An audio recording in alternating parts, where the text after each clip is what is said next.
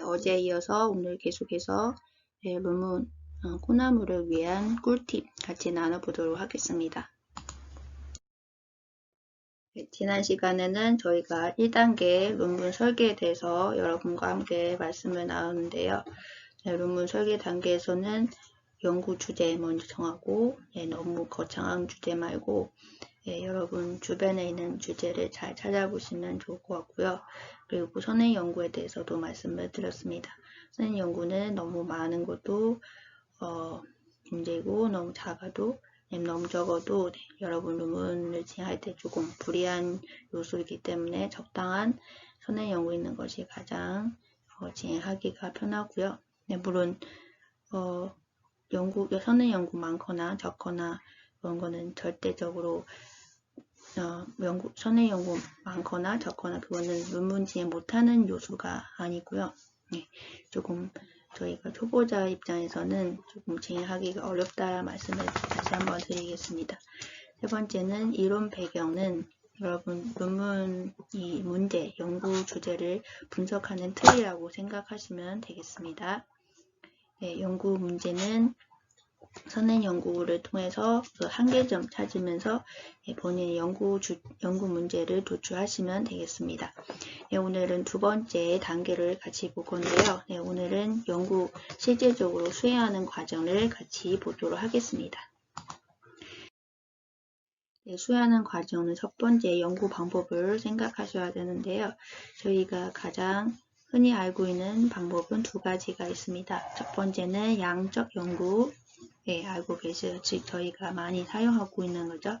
설문지 돌려서 그 다음에 SPSS 등 여러 가지 통계 프로그램을 통해서 결과를 도출하는 연구 방법은 양적 연구입니다.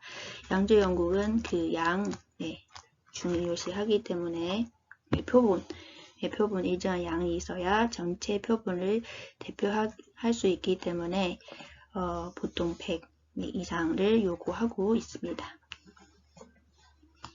그와 반대로는 최근에 유행하는 연구 방법이 하나 더 있는데요. 이게 질적 연구입니다. 질적 연구는 양에 초점하지 않고 보통 면담이나 참여 관찰 등 여러 가지 방법을 통해서 그 심층적인 문제를 해석하기 위해서 사용할 수 있는 연구 방법입니다. 그리고 최근에는 그 질적 연구과 양적 연구 혼합해서 진행하는 연구도 많습니다. 여러분 본인의 연구하실 때 어떤 연구 방법을 정해야 되는지를 고민하셔야 되는데요. 고민하는데 가장 중요한 것은 제가 100명 이상 이 양을 채울 수 있는지에 대한 생각을 먼저 하셔야 되고요. 저 같은 경우는 이만큼 그 데이터 양을 되게 부담되기 때문에 저는 보통 질적 연구를 많이 수행하는 편입니다.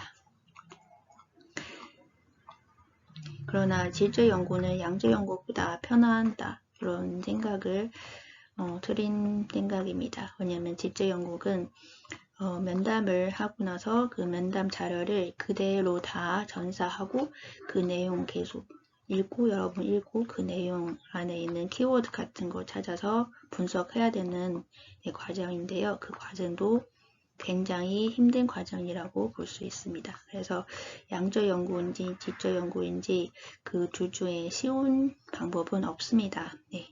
여러분 연구 주제, 연구 문제에 따라서 가장 적당한 연구 방법을 취하면 되겠습니다.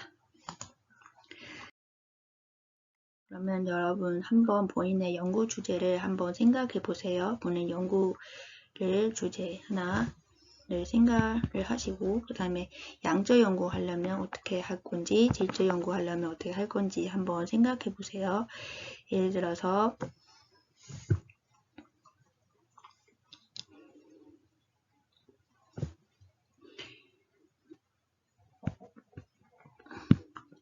코로나 시대에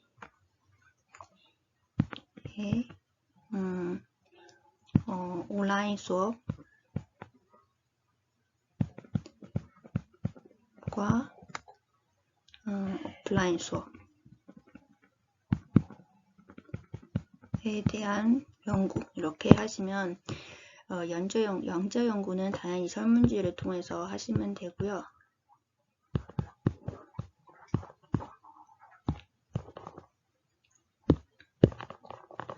먼저 이에 관련된 설문지 선행연구에서 찾아도 되고 아니면 본인의 수업에 맞게 설문지를 설계하셔도 됩니다. 설문지를 일단 해서 설문을 통해서 실행하고 그 다음에 이 결과를 SPSS를 통해서 분석하시면 되겠습니다. 질적연구 같은 경우는 보통 면담이죠. 면담이나 참여관찰. 참여관찰은 그 현장 연구하는 대상, 연구하는 참여자 활동하는 현장에 가서 관찰하면서 그대의 행동과 말과 여러 가지 분위기 같은 거 관찰하면서 기록하고 그거 가지고 분석하는 방법은 질적연구라고 하는데요. 양조연구에서는 양이라서 한 100명 정도 설문지가 필요하고요. 질적연구 면담이 있기 때문에 그만큼 수량은 요구하지 않는데 그래도 다양한 대표적인 이 문제 여러분 생각은 대표할 수 있는 예를 들어서 다양한 연령층, 다양한 배경, 남녀, 다양한 지역 이렇게 다양한 배경을 가지고 있는 면담자를 수집해서 하는 것이 좋을 것 같습니다.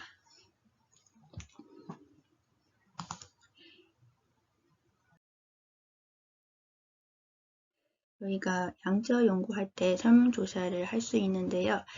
보통은 대면 설문지 할 수도 있지만 최근에는 온라인을 통해서 설문지 많이 하는 편입니다. 구글에서는 설문지 만들고 거기서 링크를 통해서 사람한테 홍보를 하면서 설문 좀 해달라고 요청할 수 있고요.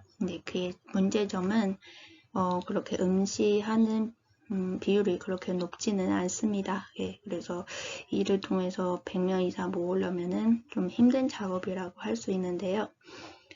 그래서 설문지도 여러분 익숙한 사람 상대로 하는 것이 더 응답률이 더 높다고 생각하시면 되겠습니다. 질적연구는 면담이죠. 보통 저희가 학술지나 졸업한 20명 정도를 면담하시면 좋은 것 같은데요. 여러분 생각하기에 설문지는 100장인데 이건 20명이 하면 된다. 근데 실제로 이 20명에 대한 작업이 더 큽니다. 왜냐하면 2시간 면담을 하고 나서 그 면담 내용을 그대로 전사를 하고 그 내용을 가지고 계속 보면서 키워드 찾아서 분석하는 작업을 훨씬 작업이 큽니다. 그러나 여기는 SPSS 등 도구를 통해서 결과는 금방 나옵니다. 그래서 여러분 어디든 공짝이 없으니까 여러분이 가장 적합한 연구 방법을 취하면 되겠습니다. 가장 중요한 것은 충분한 연구 대상을 확보해야 되는 거고요. 여기 양조연구 이미 말씀드렸는데 100명 이상 이 수량을 절대적인 중요하고요. 질적연구도 20명 생각해보면 20명 되게 작지만 그래도 그 사람들이 면담에 참여하는지에 대한 여부도 확실하지는 않습니다. 그거 제 경상에서는 친한 사람들도 면담을 거절하는 사람도 있었어요. 그래서 내가 그 사람이 친하다 해서 그 사람 꼭 제 면담에 응하는 것은 아닙니다. 그래서 여러분 충분한 연구 대상을 확보하는 것이 가장 포인트입니다. 그리고 질적연구에서는 똑같은 배경 가진 사람 아니고 아까 말씀드렸는데 다양한 배경. 왜냐면 이 문제를 해석할 때 대표를 해야 되기 때문에 다양한 배경을 가진 사람을 찾는 것이 중요합니다. 예를 들어서 다양한 지역이나 다양한 배경, 가정 배경, 남녀, 나이 여러 가지 요소의 다양성을 가진 연구 참여자를 모색해서 확보하는 것이 중요합니다. 그리고 최근에는 질적 연구든 양적 연구든 그 사람을 대상으로 하는 연구는 IRB이란 윤리, 연구 윤리 심사를 먼저 받는 거를 원칙적으로 하고 있습니다. 그래서 여러분 연구하시기 전에 IRM에 대한 먼저 알아보시고 굳이 먼저 받고 시작해야 된다고 하면은 꼭 먼저 이 연구 윤리를 먼저 받아서 연구 시작하는 것이 좋을 것 같습니다. 왜냐면 IRM 받기 전에 여러분 소집한 자료는 나중에 논문 쓰실 때 사용할 수는 없습니다. 그래서 IRM 필요하면은 꼭 이거 먼저 받아서 연구 시작하는 것으로 요청합니다. 저희가 설문지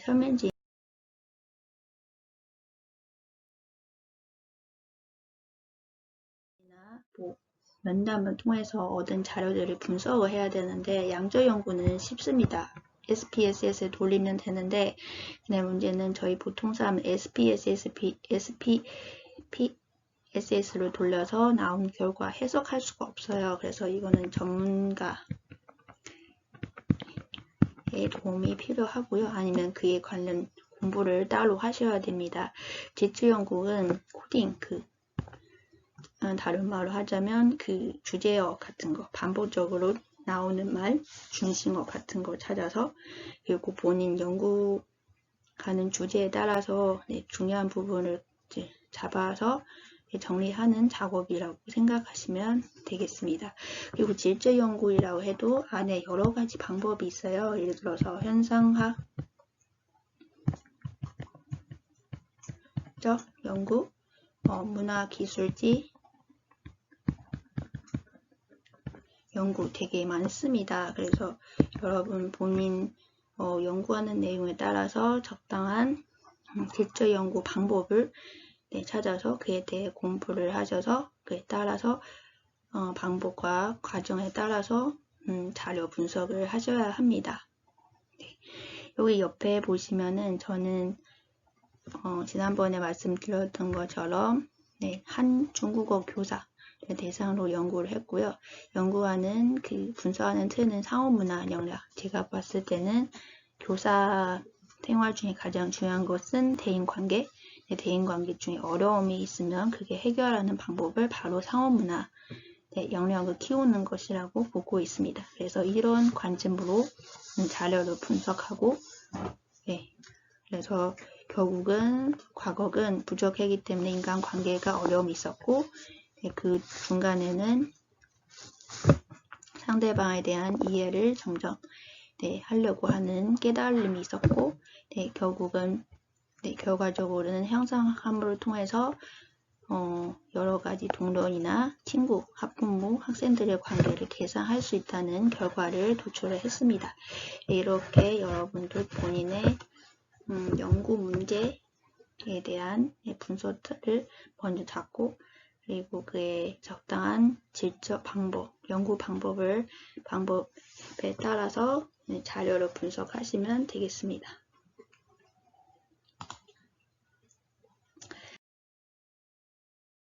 그리고 마지막은 연구 작성인데 여러분 자료도 얻었고 연구 방법도 정했고 그 마지막은 작성을 해야 되는데요. 연구 논문 작성할 때는 논문에 집중할 수 있는 시간과 장소를 필요합니다. 저는 보통 논문 쓸 때 하루 종일 집에 있고 왜냐면 조금 한 2시간 쓰고 오시면은 다음 시간에 처음부터 다시 봐야 되기 때문에 하루 종일 한 논문에 집중하는 습관을 길었습니다. 여러분도 본인에 맞는 연구 논문 작성하는 습관을 한번 찾아보시고 어떤 교수님은 논문은 보시면 한 나무예요. 서론부터 결론까지가 한 나무이기 때문에 한 부분만 집중해서 보면은 큰 틀을 볼 수 없기 때문에 어떤 교수님은 엄청 큰 종이에서 논문 쓰는 것을 추천했습니다. 그래서 거기서는 서론부터 이론적 배경 연구 과정, 연구 결과, 그리고 논의, 끝까지 한 종이에서 다 기록할 수 있기 때문에 전체 논문의 틀을 볼 수 있다고 이렇게 말씀하신 분도 있고요. 어떤 분은 본인의 박사 논문 쓰기 위해서 제일 먼저 하는 일은 하루에 1시간씩 앉아 있었어요. 어떤 공간 안에서 아무것도 안 하고, 그 다음부터는 또 컴퓨터를 검색하고, 그 다음은 자료 찾고, 그 다음에는 어느 날에는 논문 다 써지더라고요. 그래서 여러분 논문을 쓰실 때 처음 시작할 때는 어렵죠. 그러나 시작은 반이라는 말처럼 시작하면 끝날 수 있어요. 어느새 보면은 이미 논문이 완성되는 결과를 보실 수는 있습니다. 그래서 너무 두려워하지 마시고 논문에 집중할 수 있는 시간이나 장소를 찾아보세요.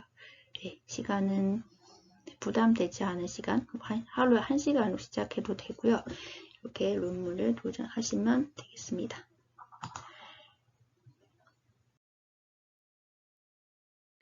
저희 오늘은 논문 수에 대해서 같이 봤는데요.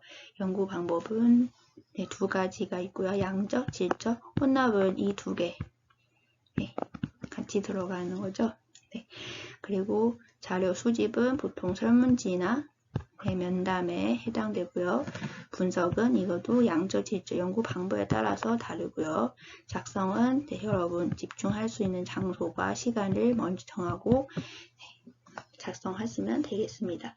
오늘의 포인트는 연구 방법의 선택인데요. 여러분 선택할 때 가장 중요한 것은 그 연구 가능성이에요. 계속해서 제가 가능성을 강조를 했는데, 왜냐면 연구하는데 저희가 개인적으로 연구할 때 여러 가지 제안을 받을 수 있어요. 저희 그만큼 자금도 별 없고 동원할 수 있는 힘, 행정적인 힘도 없기 때문에 여러분 연구하고자 하는 주제를 실제로 연구할 수 있을지 먼저 고민을 하시고 시작하는 것이 좋을 것 같습니다. 그리고 먼저 작은 연구부터 시작해서 점점 큰 연구를 하는 것도 좋은 방법입니다. 너무 처음부터 너무 거대한 연구 하는 것 하지 마시고 작은 연구, 주변에 쉽게 볼 수 있는 연구, 쉽게 접할 수 있는 문제점부터 연구하는 것을 통해서 연구의 흥미를 찾을 수 있다고 생각합니다.